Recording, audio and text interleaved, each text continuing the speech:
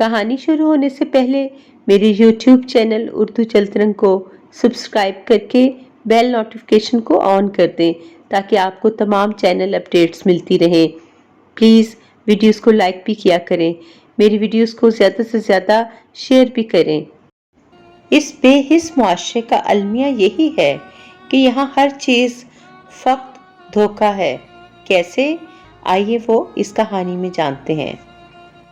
خوشحال اور روشن خیال ریاست میں جب لوگ عید کی نماز سے فارغ ہوئے تو قربانی کے جانور گرائے جانے لگے۔ ابھی کچھ دیر قبل بڑی مسجد میں خطیب صاحب سے میں سن کر آ رہا تھا کہ صاحب حیثیت لوگوں پر قربانی کرنا واجب ہے، لیکن وہ بے حیثیت لوگوں کو اپنی قربانی میں یاد رکھیں۔ اب پتہ نہیں کتنے لوگوں نے خطیب کی بات کو مثبت لیا ہوگا اور کتنوں نے اسے طرز گفتگو کی انوکھی رفتار سے منسوب کر کے اگلے بیان پر سماعت مرکوز رکھی ہوگی۔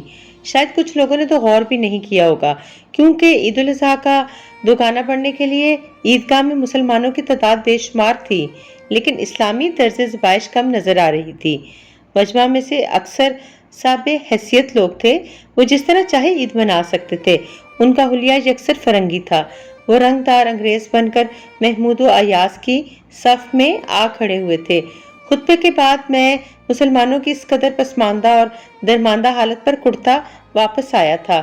میرا قربانی کا جانور راہ خدا میں قربان ہونے کے لیے تکبیر کا منتظر تھا۔ مالک کائنات کے اسم تلے جانور حلال ہونے لگے۔ میں نے خطیب صاحب کی ترغیب کے مطابق سارے گوشت کے 3 حصے کیے، ایک اپنے لیے رکھا، ایک حصہ رشتہ داروں، دوست احباب کے لیے اور ایک فقراء و مساکین کے لیے۔ ساتھ والے امتیاز صاحب بہت بڑی کوٹھی کے مالک تھے۔ ان کے بیٹے بیرون ملک کما رہے تھے۔ فی الحال کرونا وائرس کی وجہ سے ان کا بھی کاروبار ٹھپ پڑا تھا، لیکن اس سے پہلے ہی وہ اتنا کچھ بنا چکے تھے کہ چاہتے تو ساری زندگی آرام سے بیٹھ کر کھا سکتے تھے۔ انہوں نے اس بار بھی ہمیشہ کی طرح ایک صحت مند گائے ذبح کی تھی۔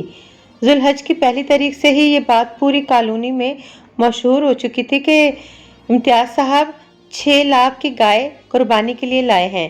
کرونا وائرس کی وبا نے معیشت کی کمر توڑ کر رکھ دی تھی۔ لاک ڈاؤن کی وجہ سے بے روزگاری اور بدحالی کا جو خوف تھا، اس کے اثرات میرے کاروبار پر بھی گہرے اثرات چھوڑ گیا تھا۔ یہی وجہ تھی کہ اس بار میں نے اپنی حیثیت کے مطابق چھوٹا جانور خرید کر اللہ کی راہ میں قربان کیا تھا۔ قربانی کے 3 حصے جب مستحقین میں تقسیم کر کے میں فارغ ہوا تو مجھے امتیاز صاحب کا خیال آیا۔ میں نے اپنے حصے سے کچھ گوشت نکالا اور ہر سال کی طرح ان کے سپرد کرنے کے لیے کوٹھی کے گیٹ پر جا پہنچا۔ اندر سے آتی تند آوازوں سے میری سماعت ٹھٹک گئی۔ امتیاز صاحب کسی بے حیثیت پر گرج رہے تھے۔ تمہاری اوقات ہے ان قالینوں پر چلنے کی؟ جہاں قربانی کا جانور دیکھتے ہو حصہ لینے پہنچ جاتے ہو۔ تمہارے پیٹ ہے یا غار؟ سارا قالین خراب کر دیا۔ شوقی، او شوقی، جلدی آؤ، یہاں قالین تبدیل کرو اور اس بھکمنگے کو باہر نکالو۔ ان کے لہجے کا طیش محسوس کیا جا سکتا تھا۔ بھاگتے قدموں کی آواز آئی۔ شاید شوقی اس مسکین کو دھکے دے کر باہر نکالنے کے لیے اس کی طرف دوڑا تھا۔ اسی اثناء میں نے بیل پر انگلی رکھ دی۔ ملازم نے دروازہ کھولا تو سوجی ہوئی آنکھوں والا وہ بچہ اس کے پیچھے نظر آ رہا تھا۔ رونے کی وجہ سے اس کی آنکھیں سرخ ہو رہی تھیں۔ چلو نکلو یہاں سے، پتہ نہیں کہاں سے آ جاتے ہیں۔ تمہیں اندر داخل کس نے ہونے دیا؟ گھر کے ملازم کا یہ مالکانہ تیور دیکھ کر مجھے افسوس ہوا۔ وہیں ایک طنزیہ ہنسی بھی میرے لبوں پر کھل گئی۔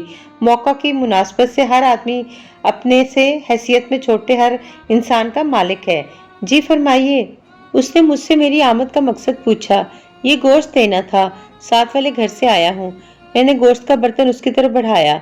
معذرت، ہمارے تینوں فریزر فل ہیں، مزید رکھنے کی گنجائش نہیں، ابھی اور بھی رشتہ داروں نے بھیجنا ہے۔ صاحب جی نے منع کیا ہے کہ ساتھ والوں میں سے کسی سے گوشت نہیں لینا۔ اس نے کھٹاک سے چھوٹا گیٹ بند کر دیا۔ جبکہ میں نے کچھ کہنے کے لیے جو منہ کھولا تو وہ کھلا کا کھلا رہ گیا۔ کافی دیر سوچنے کے بعد گوشت کا برتن میں نے ساتھ کھڑے مسکین بچے کے ہاتھ میں اس وقت تھمایا جب وہ جانے ہی والا تھا۔ اس کی آنکھوں میں آنسو چمکنے لگے۔ یہ خوشی کے آنسو تھے۔ میں نے پیار سے اس کا گال تھپ تھپایا اور گھر کی طرف چل دیا۔ پہلے ہر سال میں حیثیت میں امتیاز صاحب کا ہم پلہ ہوتا تھا۔ ہمارے جانور ایک ہی قیمت کے ہوتے تھے۔ دونوں گھروں سے ایک دوسرے کے پاس وافر مقدار میں گوشت آتا تھا۔ اس بار بھی میں نے شام تک امتیاز صاحب کے گھر سے گوشت آنے کا انتظار کیا تھا۔ ان کے تینوں ڈیپ فریزر گوشت سے بھر چکے تھے، میرا خیال تھا کہ جب مجھے گوشت دینے آئیں گے تو اپنی طرف سے ان کا حصہ بھی ان کو دے دوں گا، جو ان کے ملازم نے لینے سے انکار کر دیا تھا۔ لیکن میرا انتظار ہی رہا۔ رات ہو گئی لیکن امتیاز صاحب اس بار میرے گھر نہ آئے۔